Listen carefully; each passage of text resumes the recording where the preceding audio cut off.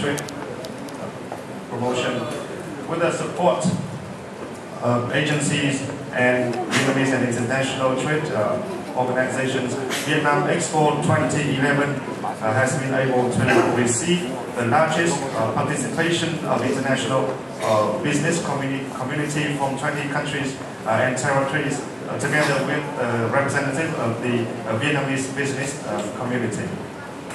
Sau hơn 2 ngày diễn ra, hội chợ đã thu hút nhiều đoàn khách thương mại quốc tế và hàng nghìn lượt khách đến làm việc và giao dịch. Nhiều hợp đồng và bản ghi nhớ đã được thực hiện, chứng tỏ vai trò cầu nối hiệu quả của Vietnam Expo. Và hôm nay, trong khuôn khổ hội chợ Vietnam Expo 2011, lễ trao huy chương vàng dành cho các sản phẩm, kỷ niệm chương cho các tổ chức quốc tế và gian hàng nổi bật của các doanh nghiệp tham gia hội chợ được long trọng tổ chức tại đây. After 2 years of the expo, our trade fair has been able to attract the very large participation of international visitors and thousands of